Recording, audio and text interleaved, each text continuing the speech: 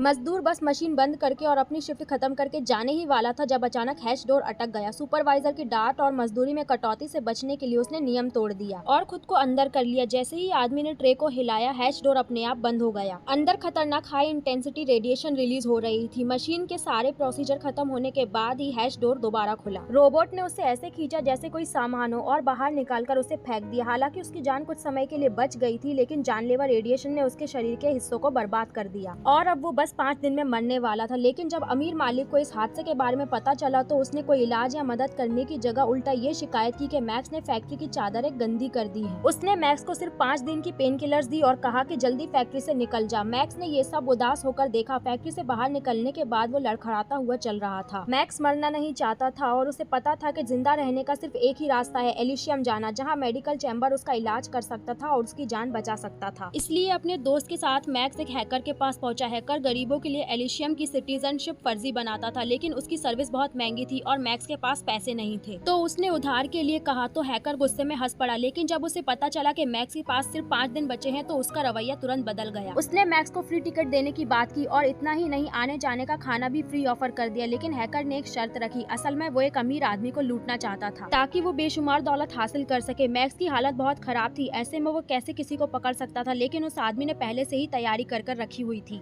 उसके आदमी ने एक स्टील एक्सोस्केलेटन निकाला। एक बार पहनने के बाद वो मैक्स को ताकतवर बना देता। जैसे ही मैक्स ने एक्सोस्केलेटन पहना, उसने अपने अंदर एक अलग ऊर्जा महसूस की और बिना देर करे मैक्स अपने दोस्त के साथ निकल पड़ा।